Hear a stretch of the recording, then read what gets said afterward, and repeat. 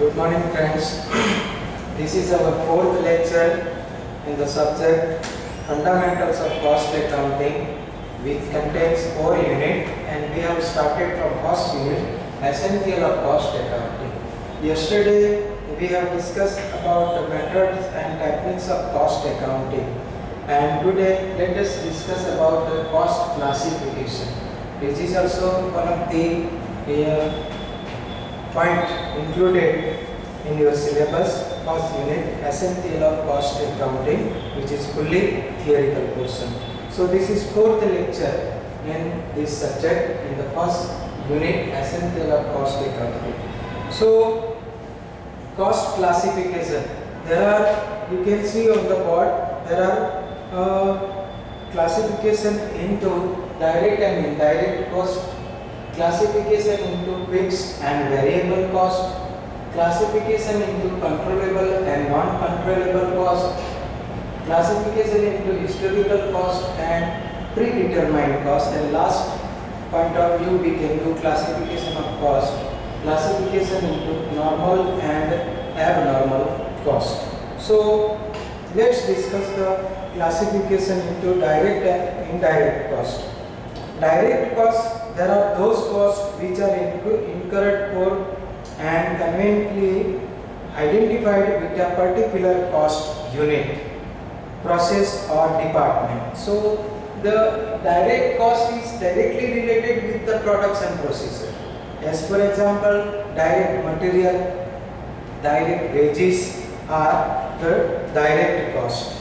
As for example, cost of raw materials used and wages of machine operator are common examples of direct cost, right? So direct cost, similarly wages paid to a tailor, a ready-made garment. So we can identify cost for the particular or specific unit or specific production. As for example, in ready-made garment,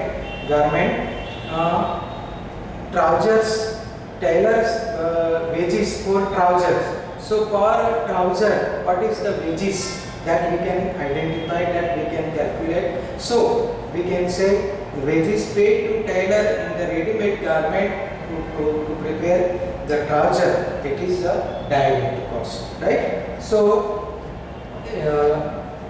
we can say wages paid to tailor in a ready-made garments company for stitching a piece of trouser is a direct cost, because it can be easily identified in the cost of a trouser. So per piece, what is the wages of trouser that we can easily identify? So it is the direct wages, right?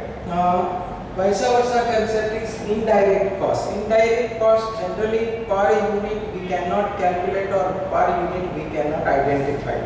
So this type of cost known as indirect cost, right? There are general costs are incurred for the benefit of a number of cost units, processes or departments. These costs cannot be conveniently identified with a particular cost unit or cost center. As for example, depreciation, right? So depreciation is the per unit we cannot identify. So depreciation is indirect cost, right? Same way, insurance, depreciation of machinery, insurance, lighting, power, rent, managerial salaries, material used in a repairs, that all these costs are indirect costs. So these costs for all the production, these costs for all the units. Per unit we cannot specific identify. So per unit what is the depreciation, per unit what is the repair cost, per unit what is the lighting, right? That we cannot identify. So all these expenses are cost known as indirect cost, right? So costs are not traced or identified directly with a cost unit for one of the reasons. As for example, it is impossible to do so. As for example, rent of building. So total rent of building paid by the employer, right? But per unit we cannot find out the rent, so it is the indirect expense. Second one reason we can say it is not convenient or feasible to do so. As for example, nails in the furniture, saving trades, right? So it is not possible to identify per unit.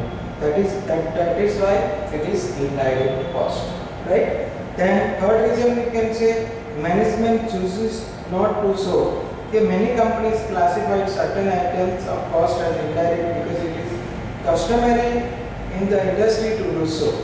As for example, carriage inward may be treated as indirect cost, right? So these are the three reasons which shows that indirect cost cannot be identified for per unit. So it is known as indirect cost. Other point of view, we can classify cost classification into fixed and variable cost. This is the most important concept for cost accounting. Right? As for example, there are two types of expenses paid by the company or manufacturing units, right? Which can be classified into or divided into fixed expense and variable expense. So we can say fixed cost and variable cost, right? Fixed costs do not increase or decrease when the volume of production changes. So it is not related with the production, right? Fixed expense remain fixed, right? It is not related with the production, right? So fixed expense remain the same. If production increase or decrease, there is no changes in the fixed expenses. As for example, let us see with the number of units, fixed expense. As for example, if in the word fixed expense rupees 10,000 rupees, and then number of unit produced, number of units produced is suppose 1 unit only. So fixed cost per unit, fixed cost is 10,000 rupees here, right? Because total number of production is only 1 unit only. Suppose number of production is 2 units and fixed expense remain the same. So per unit cost will be 5,000. 10,000 fixed cost divided by number of units produced 2. So per unit cost is 5,000. Per unit fixed expense is 5,000. Right? So here you can see production doubled, but the fixed expense remain the same. But per unit cost is changed because per unit number of production is changed. Right? So fixed expense remain, total remains fixed, total remains same. Per unit it will be changed because number of production is changed. Same way, as for example, suppose 10 unit produced and fixed expense remain the same 10,000. So 10,000 divided by 10. So per unit fixed cost is 1,000 rupees. Here per unit cost is changed because total number of production is increased up to 10 unit and total fixed expense remain the same. Vice versa, suppose 10,000 fixed expense and number of production is suppose 100, then per unit fixed expense will be 100, right? Now suppose 1,000 number of unit is produced and fixed expense remain the same, then here you can see only 1 rupees is per unit fixed cost. So 1 unit only produced, then also 10,000 fixed expense and 1,000 number of production produced, then also total fixed expense is 10,000. So if number of production is changed, so per unit cost, fixed cost will be changed, but total fixed expense remain fixed. So we can do formula here. we can do rules here, make rules here. Fixed expense total remains same. Fixed expense total remain fixed, but per unit it will be changed because number of production is changed, right? So here you can see per unit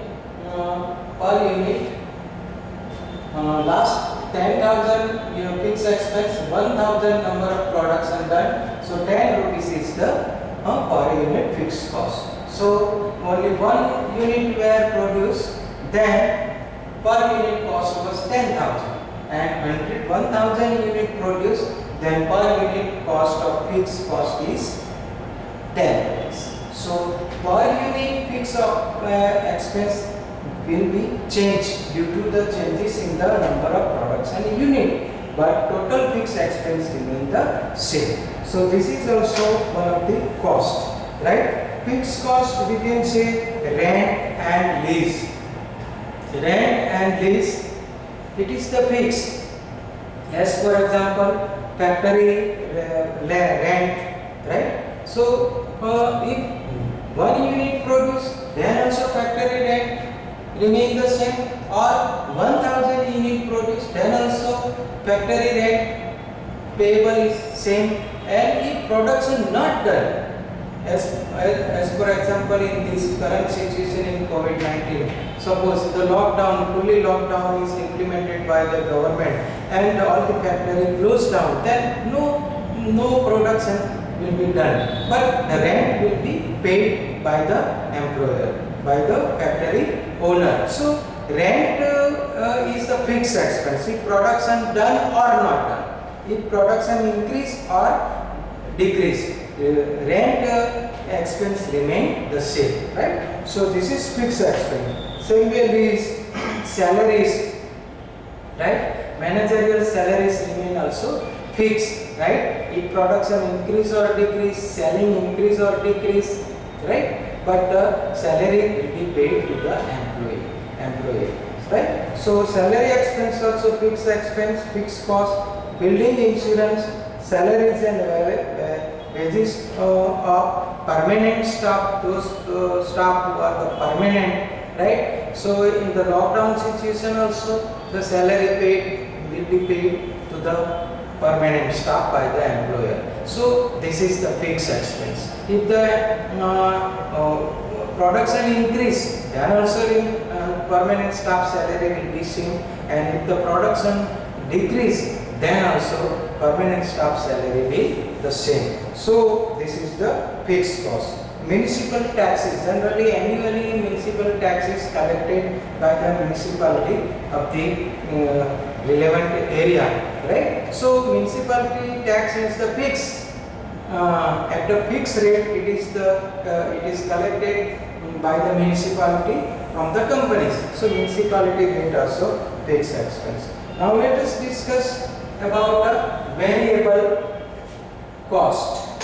Variable cost, that is the correlated with the production. Mind value.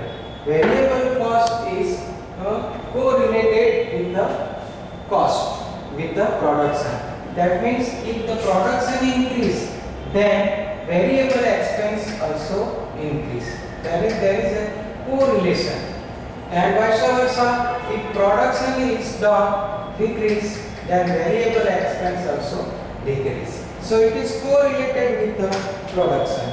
If production not done, then variable expense also not be payable. As for example, raw material. If the raw material is directly connected with the production, if production increase, then uses of raw material will also increase. So variable expense in the form of raw material, it will also increase. Vice versa, if production decrease by the owner of the manufacturing units, then raw material also used in a less quantity. So raw material cost will be decreased, right?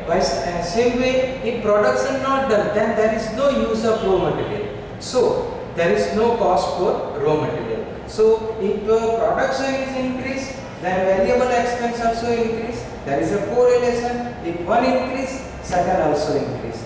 If production increase, variable expense also increase.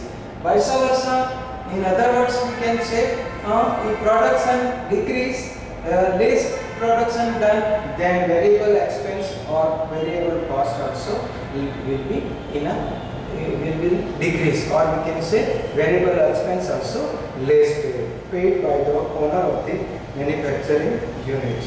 So variable expense is correlated with the production. So here we can say as for example 1 lakh number of units produced by the manufacturing units, and total suppose 1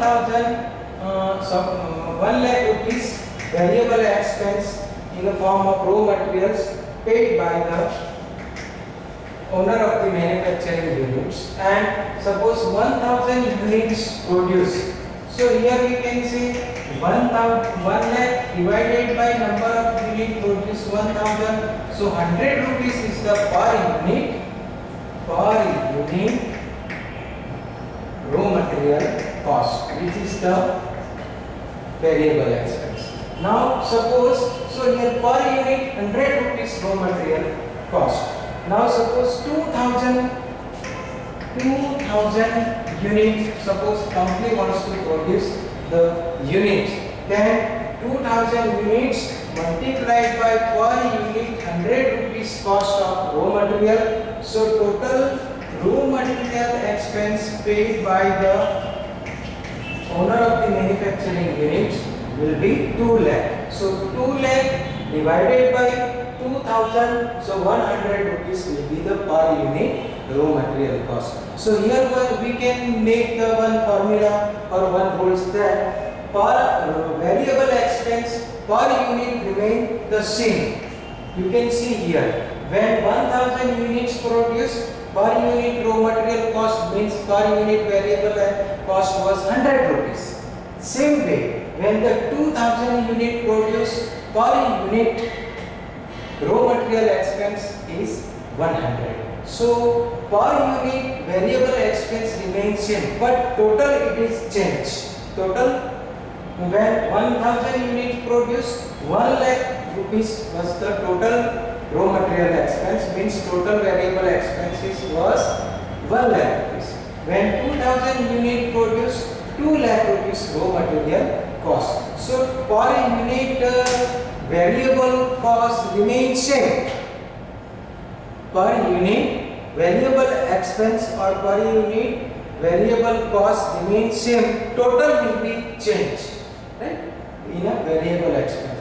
In a fixed expense, what we have made the rules? Fixed expense total remains same, per unit change, and in variable expense total change and per unit variable expense remain the same. So this is the rules we can say. In the examples we can say, we can give you variable cost examples. Direct materials, same way, if the material production more done, then material also more used, so it is correlated, that is the variable cost. Direct wages expense also increase if production increase, or production decrease, wages expense also decrease. If production not done, there is no payment for wages, so there is no variable cost in a form of wages. So this is also variable cost. Power, royalties, normal spoilage, commission of salesmen, small tools, all these are cost of variable cost, right? So here we have discussed fixed and variable cost. There is a third also, semi-variable cost. There is semi-variable cost also. As for example, fixed and variable and semi-variable. Semi-variable expenses also. Semi-variable and semi-fixed cost. As for example, in a practical manner, let us discuss. If a company produce 10,000 television, now company wants to increase their production up to 15,000. That means 50% increase in the television set. So from the 10,000 units, it will increase to 15,000. So 50% increase in the number of production. So the workers will demand for high salary generally, right? So fixed expense, it will be the increase. It will increase the fixed expense, right? Semi-variable cost has often a fixed element below which it will not fall at any level of output, right? I can give you practical example. As for example, suppose one bike for two rider, if there is two rider, for one bike 68 rupees per liter petrol available on the petrol pump and 68 kilometer mileage, 68 kilometer average is given. So per kilometer petrol expense is 1 rupees. But suppose generally in the rural area or in the sometime in the crisis, 3 or more rider seated on the bike, then average will be go down. So 68 kilometer average given by the bike, but there is overloaded on the bike or overloaded on the vehicle, so the average will be go down. So per unit cost will increase. This is the semi-variable cost. So at particular level, fixed expense and variable expense remain same or correlated. In variable expense point of view, we can say it is correlated. But if extraordinary, if it is increased, then it can be a change. So here we can say introduction of an additional shift in the factory will require additional supervisors, and certain costs will increase by jumps. Same way in the case of telephone, there is a minimum rent, and after a specified number of calls, the charges are according to the number of calls made. So cost will be changed. This is semi-variable expense. Okay, so fixed expense and variable cost, same way semi-variable and semi-fixed cost also we can say. Then third point of view, we can say classification to controllable and non-controllable cost. So in the production procedure, some costs are some costs we can control it, and some cost out of control. So controllable point of view, we can also do classification of cost in controllable cost and non-controllable cost. Here we can say controllable cost. There are the costs which may be directly regulated at a given level of management authority, right? As for example, cost of raw material may be controlled by purchasing in a larger quantity. So management point of view, if we discuss raw material cost can be decreased by purchasing in a maximum or in a higher quantity or more quantity, we can reduce the raw material cost. So it is controllable. Management body can take the decision, right? Okay, more in more quantity, if raw material purchase, then per unit raw material cost or total raw material cost is go down, then management body can take the decision to purchase raw material in a higher or more quantity so that they can reduce the cost. So this is controllable cost, we can say. Non-controllable cost, then we can say there are those costs which cannot be influenced by the action of a specific member of an enterprise. So by human trial, it cannot be controllable. For example, factory rent, right? Rent is not non-controllable cost, because the owner of the factory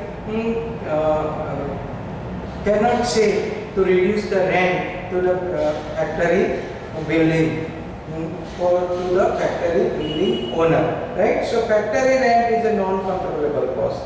Managerial salaries generally once increased, it cannot be decreased by the upper management level. So it is not non-controllable cost, right? Management body cannot say their employee to reduce their salary, right? It is the negative effect for the owner of the manufacturing units for the in the mind of employee, right? So this is non-controllable cost. Salary, factory rent, all these are non-controllable costs. So controllable cost and non-controllable cost wise we can do classification. Fourth one is historical cost and predetermined cost. Historical cost generally ascertained after the production done, or we can say after these have been incurred. Historical cost is nothing but actual cost. It is nothing but actual cost. It is, we can say, then just the post-mortem of the cost, we can say.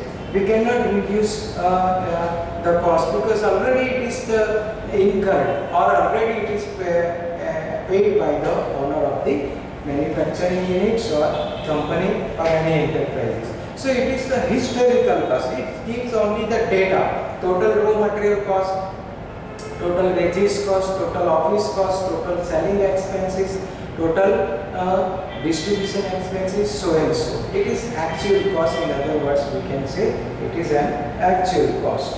These costs are not available until after the completion of the manufacturing operation. At the end of the production procedure, we can find out the total cost. So it is the historical cost. Generally, the expenses paid at throughout the year, it will be transferred to profit and loss account, and profit and loss account it is the debited. So we can say it is the historical cost. At the end of the year or at the end of the particular production procedure, we can see this cost is increased or this cost affect our profit. We can find out only the reason, but we cannot take the action to reduce the cost, right? So it is only the historical data and we cannot reduce it, and it is an actual cost also, we can say. Then predetermined cost.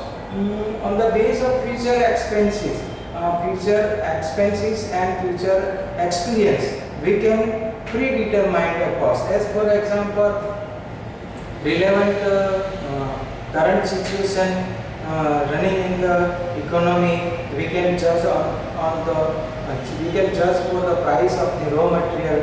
We can judge or take decision about the price or wages rate increase or decrease in the near days, in the near future. We can predetermine it on the basis of our experience. So some cost we can do calculation before we start the production, right? As for example, raw material cost will increase by 10%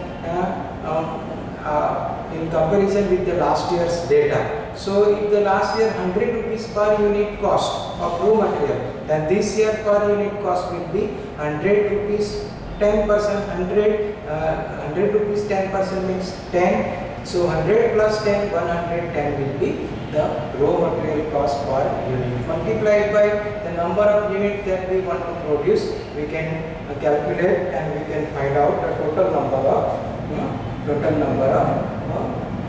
total expenses of raw material or total cost of raw materials. So this way we can predetermine cost. There are future costs which are ascertained in advance of production on the basis of the specification of all the factors affecting cost. These costs are extensively used for the purpose of planning and control. In the first unit in this subject, we are learning the first unit of this subject. When we learn fourth unit of this subject, then we will prepare the unit cost, right? Tender sheet or cost sheet. Then we can use this concept of predetermined cost. So what will be the cost for the next year for raw materials, for wages, for office expense, for variable selling expense, for variable office expenses? What will be the changes in a percentage or in a rupees. So we will do plus minus this cost in the last year's data of cost, and we can find out predetermined cost, and we can prepare the tender sheet or cost sheet for the next year, and we can find out the total cost, predetermined total cost, predetermined profit on rack, and predetermined selling amount. So what will be the situation in the profit in the next year, in the coming year, that we can do calculation, and if we want to get particular level of profit, particular amount of profit, then what will be the changes that we have to do in the cost, or what percentage or amount of cost we have to reduce, and what will be the total sales amount or per unit sales amount, so that we can get a particular profit amount. So this way we can do calculation for the cost, selling and profit for the next year, for the coming year, and generally then we use the predetermined cost, right? So when we learn fourth unit, then we will discuss about the predetermined cost, and we can in a practical manner we can understand what is the effect on the cost, right? So classification into historical cost and predetermined cost. In comparison of historical cost, we cannot take any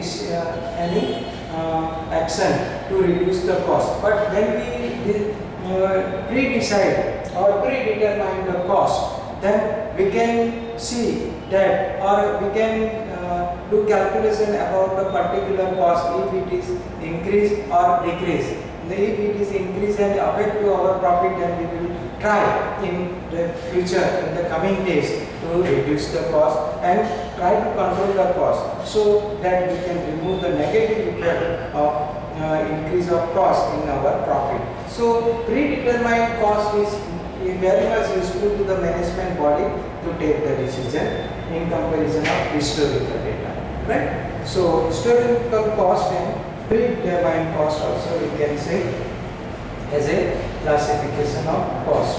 Then last point, normal and abnormal cost, classification into normal and abnormal cost. So normal cost may be defined as cost which is normally incurred on expected lines at a given level of output. So as past experience, on the basis of past experience, if we do production 10,000 units, then 10 lakh rupees will be the total cost. So this, if actually 10 lakh rupees actually cost incurred, then we can say this is the normal cost. But suppose 11 lakh total cost incurred when we produce 10,000 units. So 1 lakh rupees is more cost incurred. So we have not control on the cost. This is abnormal cost, we can say. So 1 lakh rupees is the abnormal cost, we can say. Normal cost, it is not controllable or it is not changeable. Generally, it incurred when we produce the particular number of units. As earlier I said, if 10,000 unit produced and 10 lakh rupees total cost incurred. So 10 lakh rupees is the total cost, that is the normal cost. It is incurred when we produce 10,000 units. But in vice versa condition, if we produce 10,000 units and total cost is 11 lakh, 12 lakh, 14 lakh, 15 lakh, or increase in abnormal level, then we can say the increased cost is abnormal cost. If suppose already I said that 10,000 number of unit produced, but the total cost is 11 lakh or 12 lakh. So 1 lakh or 2 lakh more cost, that is the abnormal cost. So abnormal cost generally we can control it due to the human psychology, due to the limitations of mankind, due to the limitations of employee, right? Due to the shortage of machine hour, infrastructure facility, due to the shortage of raw material, workers, right? So we can remove it by human trial, we can remove these factors, we can solve these factors, and we can decrease the increased cost in total cost. So abnormal cost we can treat it as a part of the cost of production,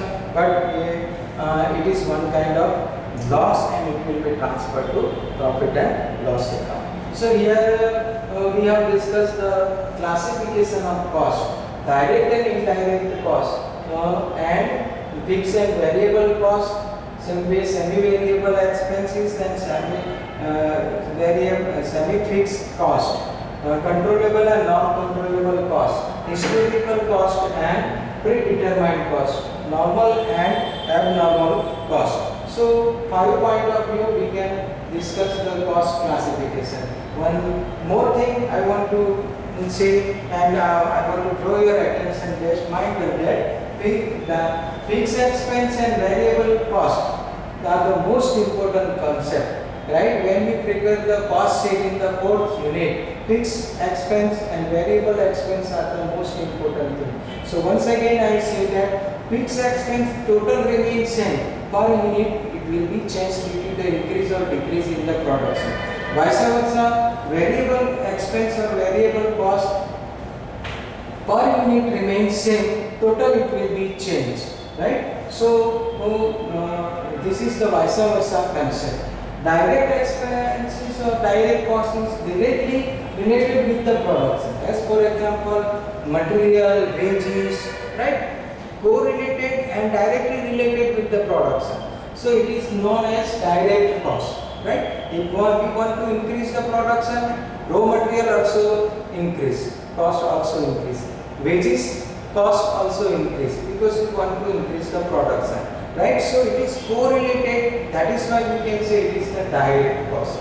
Indirect cost, it is the total cost. We cannot per unit, it can be identified per unit that cost. As for example, we have discussed that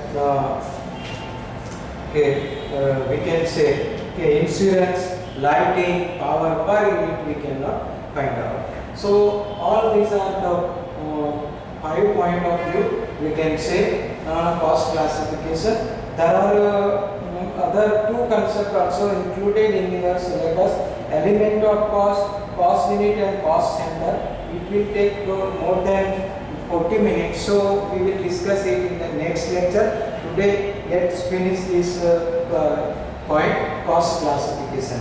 Once again I repeat, there are 5 point of view we can do classification, cost classification into direct and indirect cost, classification into fixed and variable cost, classification into semi-variable cost and semi-fixed cost that we have discussed, classification into controllable and non-controllable cost, classification into historical cost and predetermined cost, and classification into normal and abnormal cost. So you can write down these 5 points, and you can also write down the examples of direct cost. Indirect cost, raw material, wages, all these are the example of direct cost. Indirect cost, we can say depreciation of machinery, insurance, lighting, power, rent, managerial salaries, materials used in repairs. All these are indirect cost.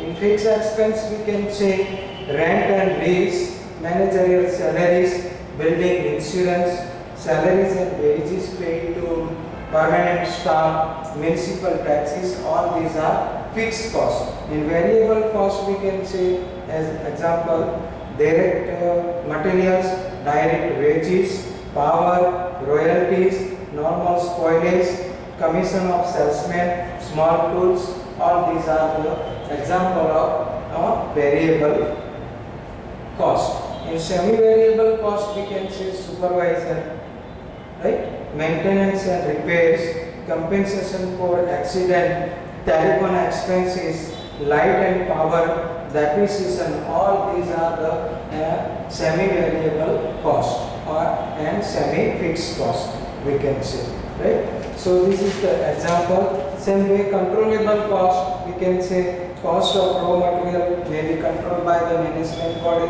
So it is the controllable cost. And in non-controllable cost, we can say factory rent, managerial salaries. All these are the non-controllable cost. Historical cost, that is the actual cost, we can say it is determined after the end of the production procedure done, and predetermined cost, that is on the base of past experience, past expenses also, what will be the increase or decrease in the particular expense, that way we can find out predetermined cost.